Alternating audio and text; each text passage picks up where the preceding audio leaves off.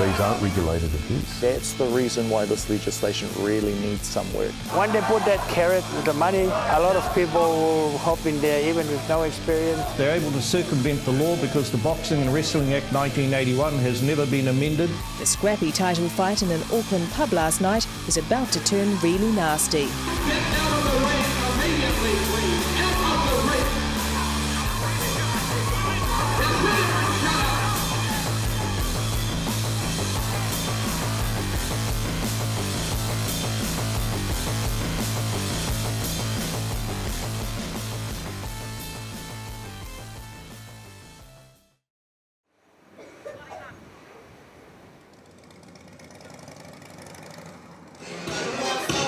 Check 1, 1, 2, 1, 2.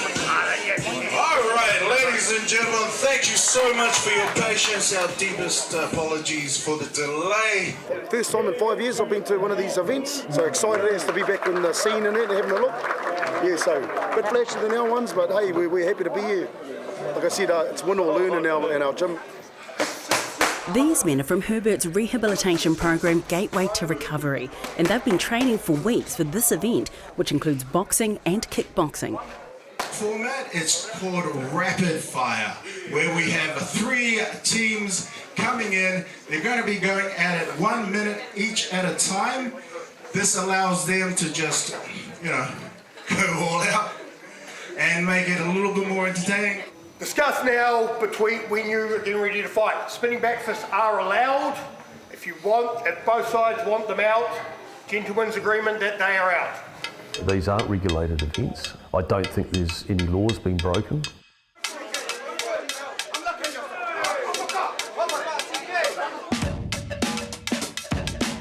The law covers boxing and wrestling events, but there's no consistent standards for how different events are run. And there's a gaping hole when it comes to other combat sports like MMA or kickboxing.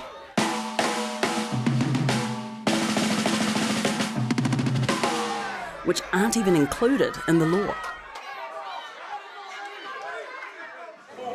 What are the advantages of going under kickboxing sanctioned instead? No comment. There is a review underway in terms of how those contact sports are regulated and how they're made as safe as possible. Ultimately, these are consenting adults that are making their own personal choices to participate in these events.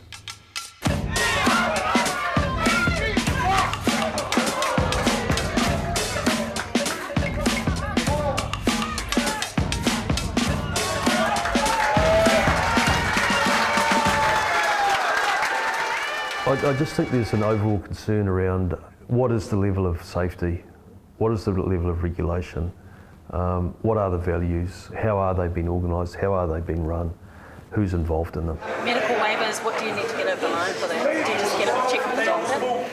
Yeah, it's about managing your own health and fitness and things like that, and then you always there's it's sort of set criteria, and you looked over from a nurse usually before a fight show and that. How do you determine which fighters are ready? Basically, if they're keen and they're training like we do, then we sort of try and encourage them. It's only if they're harbouring serious injury or something that will hinder them, that will stop them. It's always safety first. But I'm quietly confident with all of my fighters today.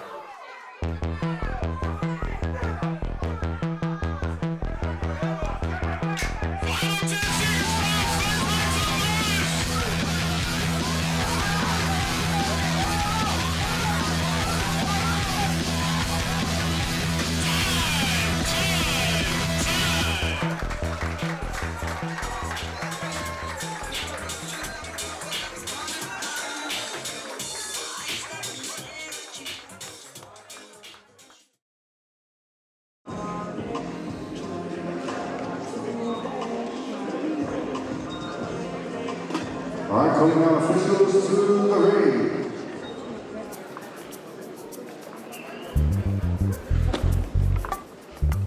This tournament comes under the law. Events like these can only be run by approved associations, and they must have a police permit. That means all fighters are checked by police who look at their suitability, how they're paired, and they may consider any current criminal charges and bail conditions. This event takes a lot of man hours. There are a lot of safety precautions. You have a medical check the morning of the fight.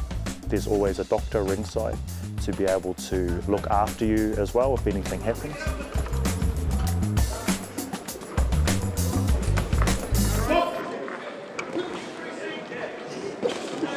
Why do the rules matter? Man, the rules really matter because at the end of the day, if something goes wrong, everyone throws their hands up in the air and goes, how could this have happened? You know, what rules were put in place, what regulations were put in place. And at the end of that line of accountability, often sits Boxing New Zealand.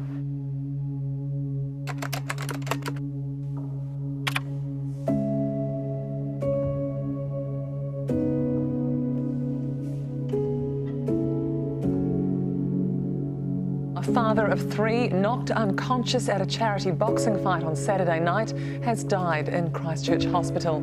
Kane Parsons was stunned twice before being knocked out by a former professional rugby player. That's the reason why this legislation really needs some work. How do we make this safe across all combat sports? That's really the thing that everyone's trying to achieve here. Combat sports like MMA and kickboxing were once a niche sport. Today, it's a billion-dollar global industry with New Zealand fighters at the top of the game.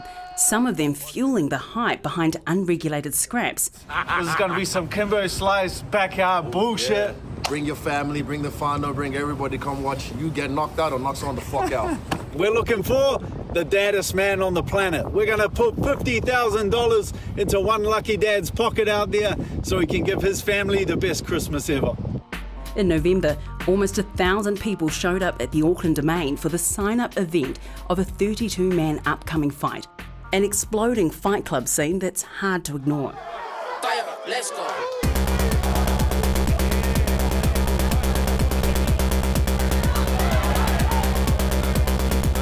Have you watched any of those events? Yes, I have.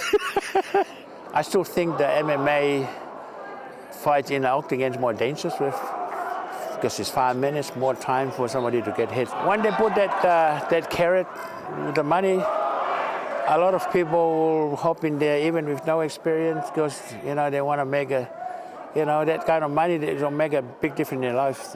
Girls, 1 minute, 50K, come on!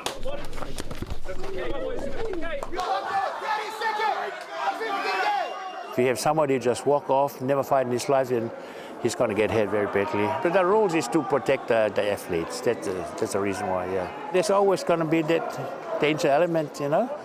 I put it this way, I won't put my young kids that the parents sent to me to train in there. That's all I can say. There's nothing centred around judo, BJJ, kickboxing, MMA. There's nothing there for that. So you can't answer a question like, is it legislated if there's literally no legislation that exists? As a Boxing NZ exec, with your perspective and experience, when you watch an event like that, do you have any questions about safety? I don't. Like that's not a Boxing New Zealand position to take in regards to someone else's event. Now I know a lot of you probably don't like following rules. Nice, let's go. But today it's important. Pay attention, okay? Yeah, got it. There's a place for boxing gyms and in combat sports for anyone that has got energy that they need to release, and it is, as long as it's done in a controlled and positive way with a set of values and the right people around it, then that can be really positive. In that regulated space with our codes and our sports, with our positive role models, mentors, with values attached to it, that is the best place to go and actually do that. To do that, the regulations got to change though, right? They're not breaking the law by doing what they're currently doing. No, not at the moment, they're not. Boxing New Zealand really want to see positive engagement in our sport, because we know that our sport attracts people that maybe struggle to fit in life. They maybe struggle to fit in society, and it's really common.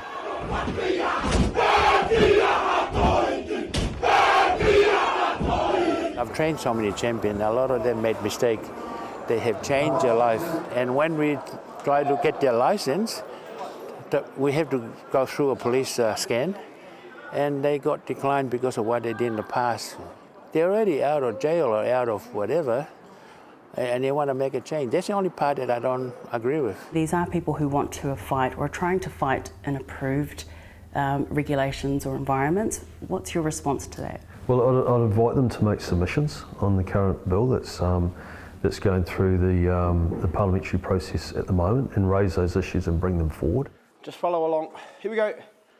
3, 2, and 1. In May, John Paul Fight Dog Te Reto made headlines after he was seen fighting at an event wearing an ankle monitor bracelet.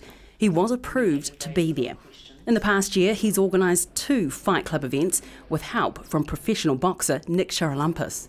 Baby, keep moving that thing, baby, keep moving that thing. I want to take it to the boom, boom, boom. So all we can start is reached out to a local liaison police officer because it was wrapped around a gang whānau, the hard to reach whānau. In May, you told RNZ gang members tend to be violent and they tend to not want to stick to the rules. What did you mean by that? Just that's exactly what, that's the culture that they embrace through a gangster lifestyle, is that we're very willing to use gratuitous violence. So we needed safety precautions, proper safety precautions put in place, so we got officials put in place. Is it official referees? Official referees, yeah. Are they qualified? Qualified professional referees. Medical, everything that you need to run an event. I don't know those events specifically, but it sounds to me like they're trying to make sure they're being compliant. So I see that as a positive thing. If they're bringing expertise in, if they're introducing rules, if they've got proper medical support there, then that's a positive thing, without a doubt. Well, you know, I grew up in a gang-affiliated whānau. You know, I grew up in a gang environment. You know, fighting is looked at as a sport by some people, but for people who kind of grow up like me, you know, fighting's a lifestyle. So let's try and do that in a healthy way, you know, that doesn't conflict against society and community and things like that. Almost all the fighters featured in this series have been part of rehabilitation programs. Grateful for a beautiful day. Oh, grateful for Lawless. Grateful for meeting everyone here.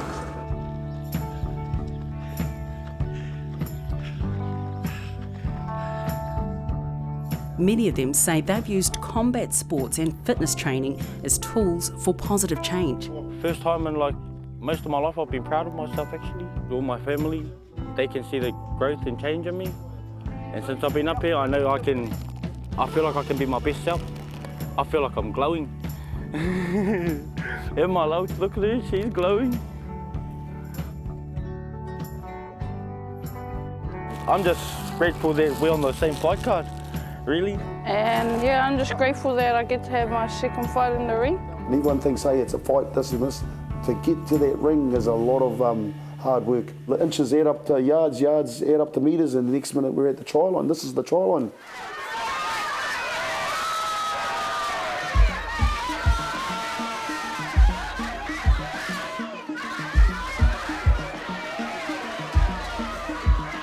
It's about the journey to that fight. It's about shining light into the dark areas where we live in our everyday lives. You know, because life is life, eh? We go through all these struggles, and so for myself, all of that, like I just go, fuck, I can't wait to fucking get in the ring and let that out, you know what I mean? It's healing.